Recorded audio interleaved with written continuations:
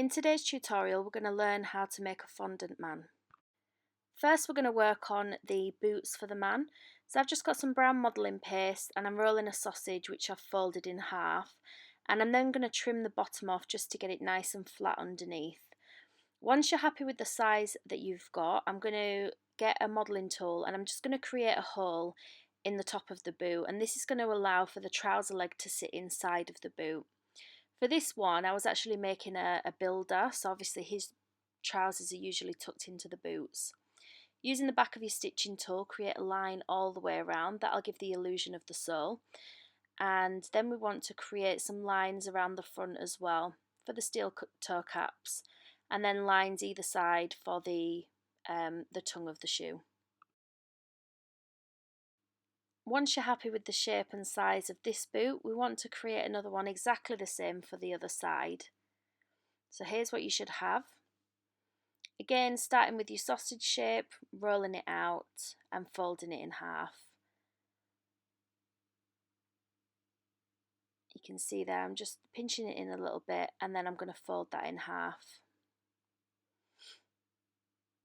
Using a knife just to take off some excess from the bottom so that it's nice and smooth and flat at the bottom.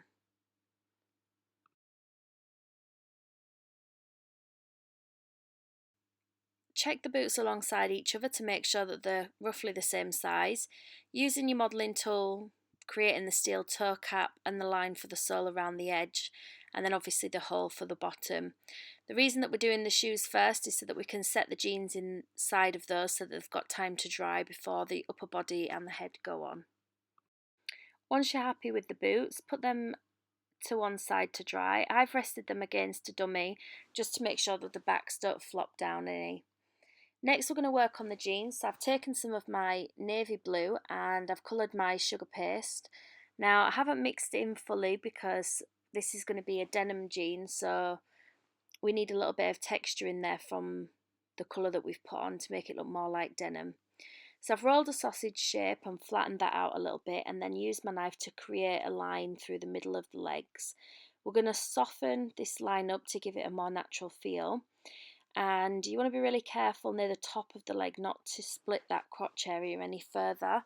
If you do need to soften that up, then use the back of your tool to do this.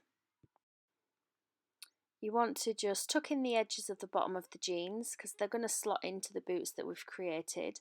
So just check the size of the jeans against the shoe. We don't want them to be too long because obviously then he's going to have super long legs. Nip the bottom in and it should just slot in nicely into the shoe.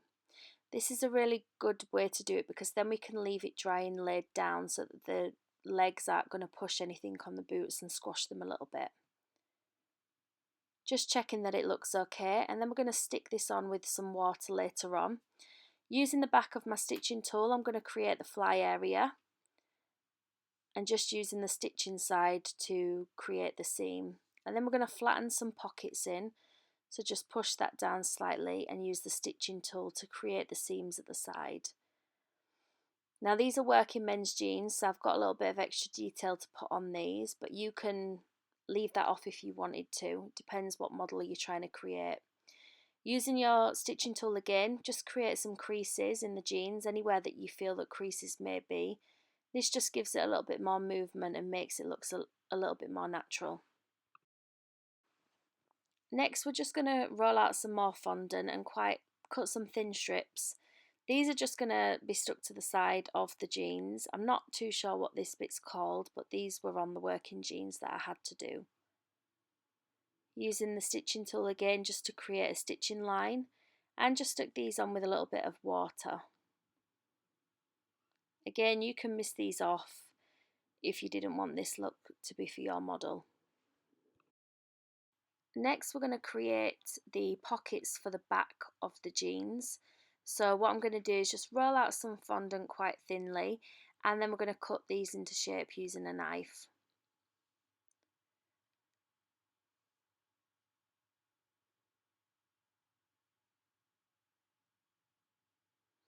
We're just going to stick these onto the back of the jeans with a little bit of water, create the same sort of lines on the back of the jeans to create movement, and use your stitching tool just to go around the pocket area. I've put 2 pockets on these, but you could put 1 if you wanted. And I've just created a few lines underneath where the bottom area would be, just to again create a little bit more movement in the jeans. We're going to insert some kebab skewers into the jeans. This is going to help holding the figure up, and also it'll help it be pushed into the cake later on so that it doesn't topple over. Just put in a little bit of water on the kebab skewers, and then when you're putting these in, you want to do it in a twisting motion so that it's not actually affecting what you've just done. Taking some length off the kebab skewers, because obviously the t-shirt's going to go in here, and we don't want the t-shirt for these to come out of the t-shirt. Re-go over any lines if you needed to. And next we're going to stick the boots on. So again, just a little bit of water or edible glue in the middle of the shoe, and then slot these on, making sure that they fit well into place. Now you can leave it to dry down like this if you want. I wanted to put these into a dummy so it's got time to dry standing up, and so that I can get a feel for what the body is going to look like once it's actually stuck on top.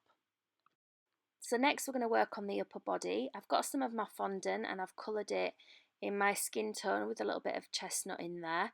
Now we're going to dress this figure for the top half, so obviously he's not going to be shirtless, but we're going to put the top on afterwards.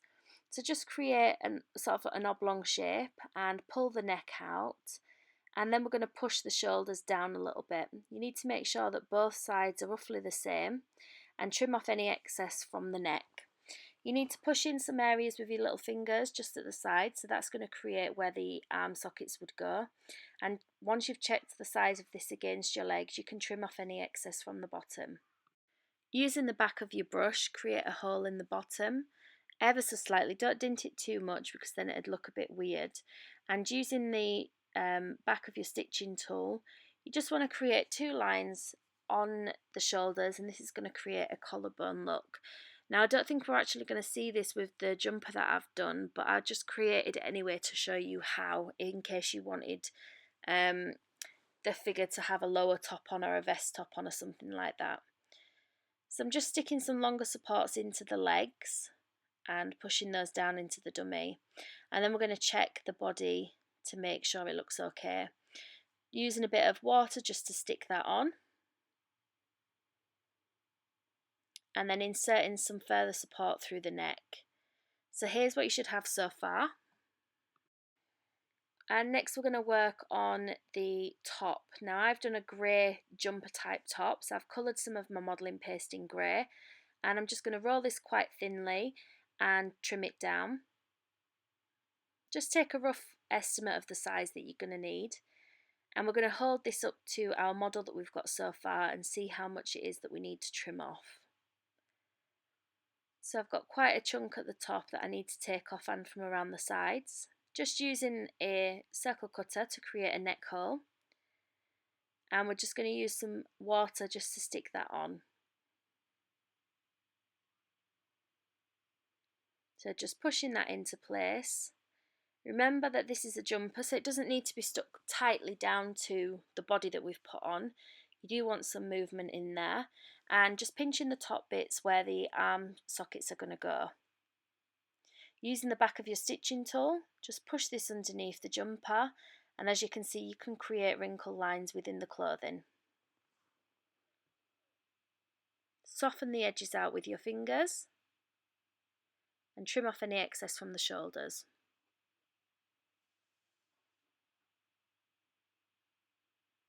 So there you can see me just sticking the tool in to create a little bit more movement, and then using the tool on the outside just to give it a little bit more definition. Once you're happy with the front, we're going to do the same for the back. Just stick the water where you actually need the top to stick, and then we're going to neaten the edges up with the scalpel. So you might need to take off excess from the side that we've just stuck down. So if you just put the water on the side that you actually want it to stick to, and then take off any excess and just join the sides together. So you should create quite a nice straight seam line for the jumper.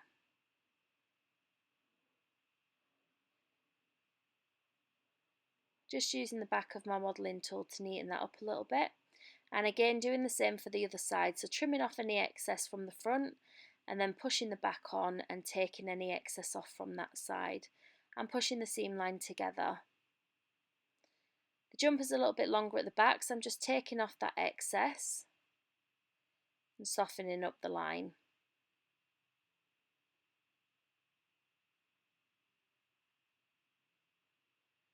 Next, we're going to work on the ribbed bit for the bottom of the jumper. So just cutting a long line of my modelling paste, and then we're going to stick this on using a bit of water, and then we're going to use one of our modelling tools just to create the rib line. So trim off any excess using the water straight onto the model that we've got so far, sticking that around, and then using our modelling tool just to create a ribbed line. So I went all the way around from the bottom, and then I stood it up a little bit and went from the top just to create the ribs from both sides. Here's what you should have so far. And we're going to do the same for the neck. So I'm just rolling out another thin piece using a circle cutter and then a smaller circle cutter and then cutting that in half. And one's going to be the front, one's going to be for the back. Using the water again to stick that on and the modelling tool to create the ribbed effect. Here's what you should have after that's been done. And you want to do the same for the front and the back.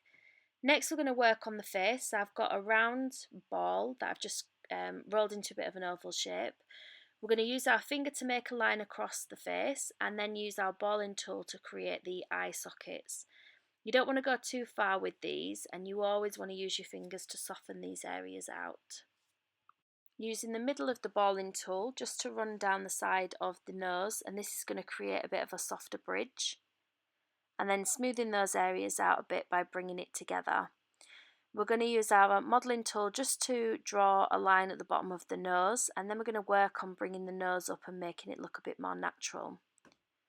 So you can see I've got my sugar shapers here, and I'm just working on that line, always softening the areas of the eyes because we don't want to lose that shape, and just bringing the nose area up and round. Trying to make sure that both sides are the same. And then we want to work on bringing our nostril area in. So flattening out the bottom and then using the smaller side of your modelling tool just to create a sort of like a circle around the nose, and this is going to create the nostril area. Now for the body I've used the Renshaw's modelling paste, but for the face I'm using the Saracino because I think it's just a little bit better, gives you a longer time to work on the details of the face.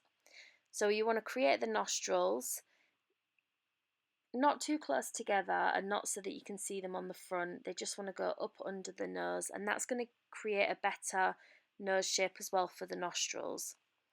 So we're going to trim off any excess. So you can see I'm just rolling my modelling tool on the bottom of the neck there and just using a knife just to trim that excess off.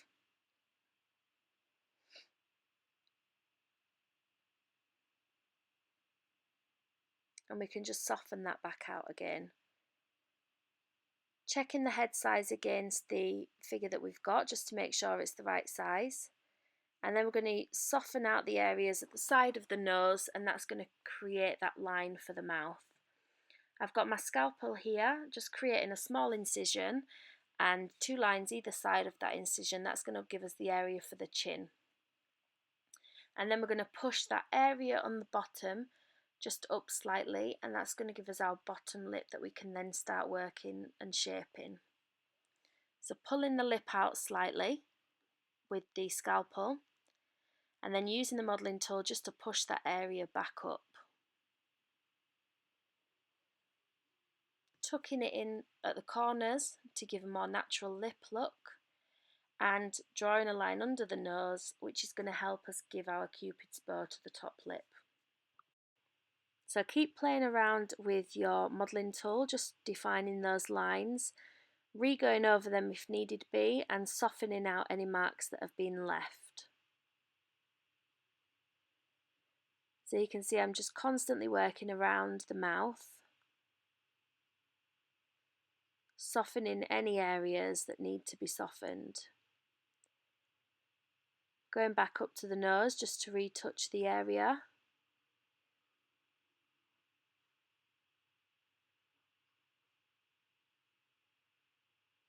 And bringing the chin up slightly with my modelling tool. Trying to shape the face a little bit more. Now this is a man's face, so his face shape is going to be a lot sharper than the lady's. Have got a tutorial on a lady's face, and I will put the link to that down in the description box below.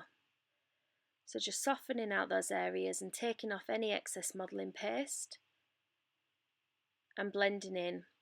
And then I'm just pulling the neck area down. We're not going to use this for the figure at all, but it just sort of helps with that definition underneath the chin.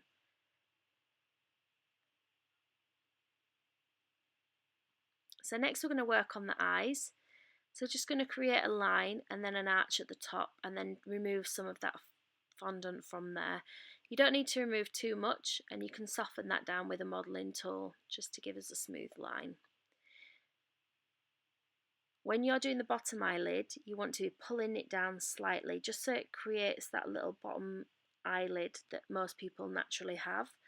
And then we're going to draw a line in the top, and this is going to help with the crease of the eyelid from the top. Once you're happy with that one, we're going to do the same for the other side.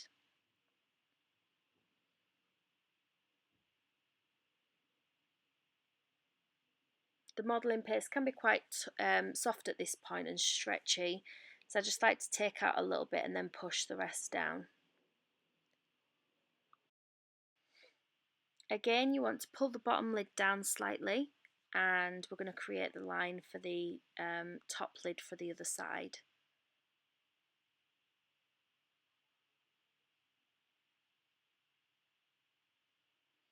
So I'm creating the lines and then I'm softening it with my fingers so it's not as harsh. So the part of the video that I had where I put the whites in was actually damaged, so I couldn't use that, but all I've done is I've just rolled some small white balls and then placed that into the hole that we actually did for the eye socket, and then just flattened it out with my finger, making sure that the modelling tool has got that in the corner of the eye socket. Have got other videos that do show you how to do this, so please feel free to check those out. Once you're happy with the positioning and the size, so they both look equal, they're both in similar places if they're looking straight ahead, we can then go on to fill. So I've filled this one with the green, and then I've got some dark brown that I'm going to add in at a later stage as well. So as it stands at the minute, I'm filling it in, it's quite dark, but I'm going to take a clean brush and we're going to brush some of that colour off just to give it a more natural look. Now if it's easier for you, you can take some fondant already coloured in your base colour and cut out the 2 circles and stick those on, and then use the dark green just to go around the edge and pull it in with your brush. So you can see here that I'm taking some of the colour off and I'm pulling in the dark line from the outside. This is the brown that I'm adding in, and I'm going to take my dry brush again and just blend that in so it looks a little bit more natural and more eye-like than one block colour.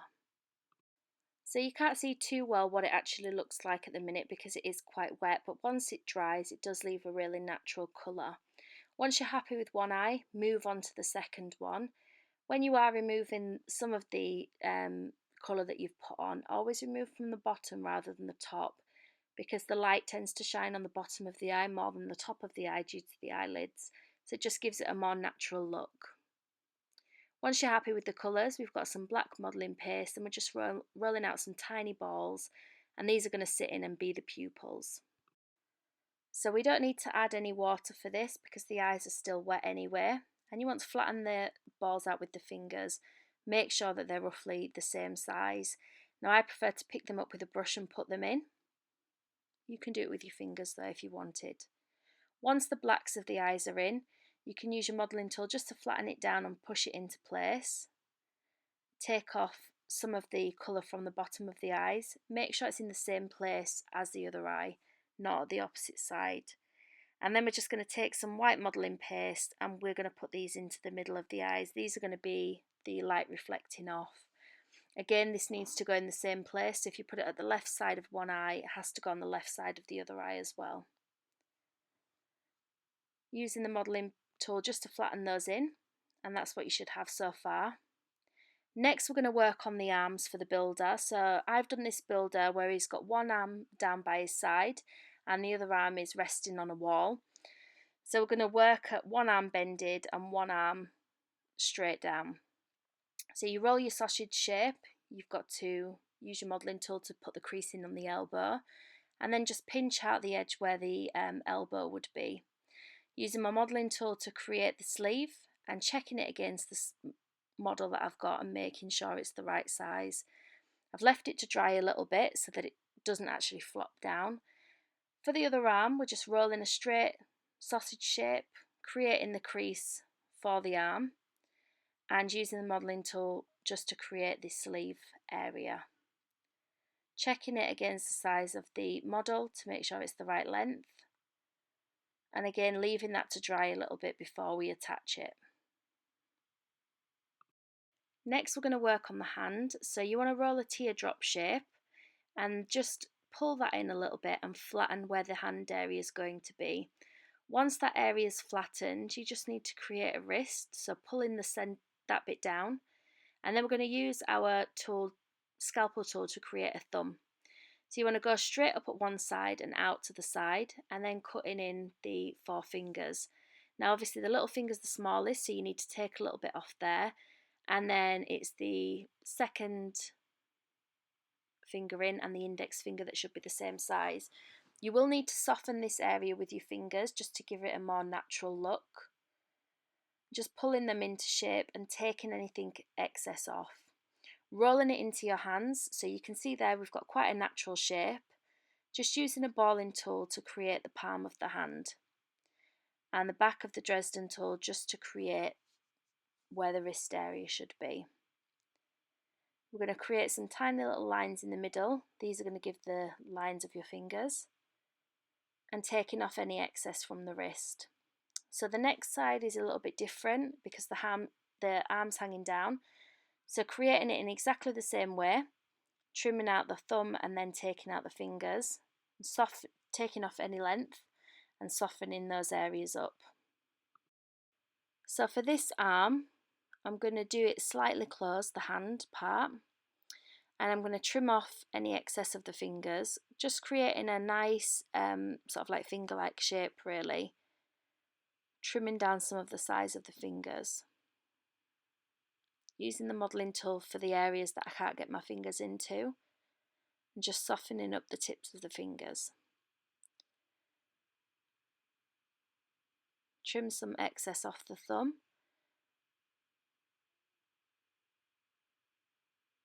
and then just tucking those fingers tips in at the top a little bit.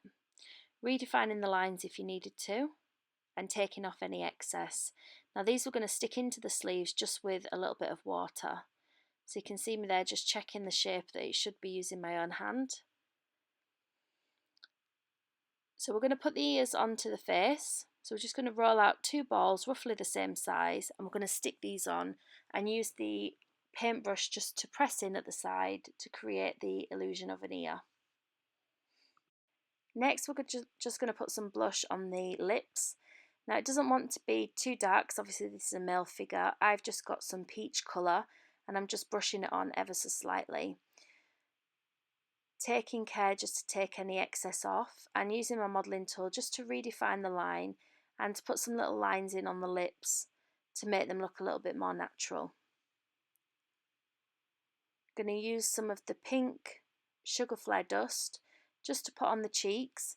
Again, not too much because obviously he is a man, he doesn't want to look like he's wearing too much makeup. And then we're going to paint on the bottom lids. So just taking a tiny little bit of your black food colouring and a really thin brush and just going around the outline of the eye. If you do make a mistake, again, just take some of the paint off using a brush that is clean and just a little bit damp. So you can see there I'm just touching up the sides, taking any that I've got off the eyeball and just pushing it around until it comes off. Try not to use too much water when you're doing this, because obviously then that's just going to make the colour run. Just starting off with the bottom lid and coming around across the top lid.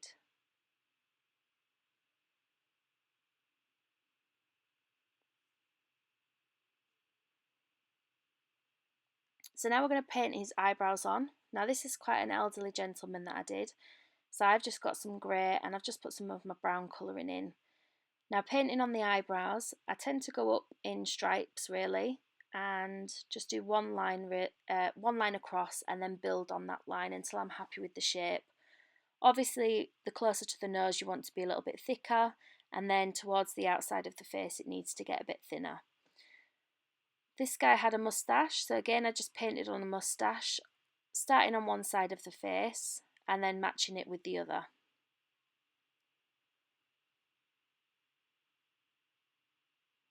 So starting off with a fairly thin line and then touching that up until it matches the other side. You can use fondant to stick a moustache on if you're not quite confident in painting. Just think it looks a little bit natural when you paint it on. So now working on matching the other eyebrow up.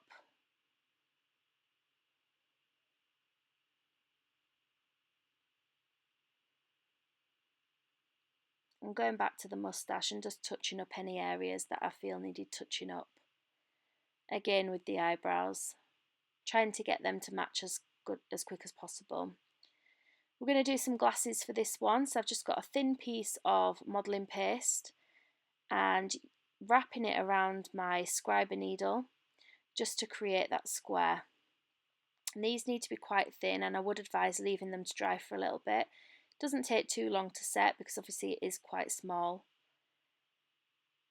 And just using a tiny little bit of water to glue those edges together and trimming off any excess. Now I left these to dry just while I did the hair, and that did firm up as much as what I needed it to. So just pop them to one side to dry.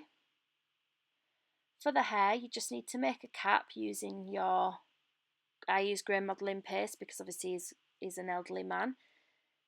Just smoothing out that cap and checking it against the size of the head. Now it doesn't have to be too neat because you can add to this once it's on the head, and just using a little bit of water to stick that on. So sticking it on around the base of the neck first and then wrapping it around the ears and bringing it up to the top. You can trim off any excess if there is any. And it doesn't have to look too neat at this stage because what we are going to do is we're going to go over it with the scriber needle just to create the hairline. So I'm just smoothing out that edge where I've just made a trimming and doing the same for the other side. Now on this one you can see my hair comes down further one side than the other. Don't worry about that too much if that happens because you can just add a little bit more modelling paste to make it more even. So with your scriber tool, just create the hairline, always starting at the base first and working your way up through the face.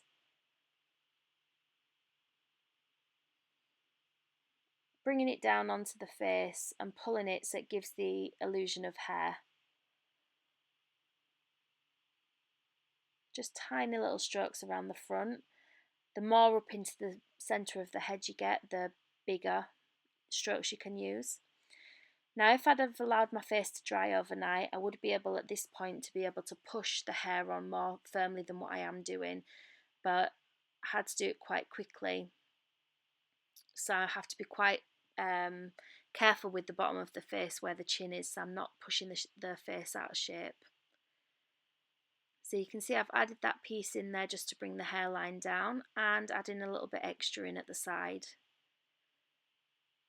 and bringing that in down towards the side of the face. Smoothing in the attachment there from where I've added that bit on, and then just re-going over the lines that I made with the scriber tool. So just keep working on the hair until you're happy with it. If you do need to add any more in, just again add the modelling paste where it needs to go, smoothen out the line that's attached it to there, and just re-go over the lines with the scriber tool. Once you're happy with the face and the hair, we can then go on to attaching the glasses. So I'm just rolling out a tiny little sausage, just going to stick this on with a bit of water, and this is what's going to hold our glasses frame up at this side.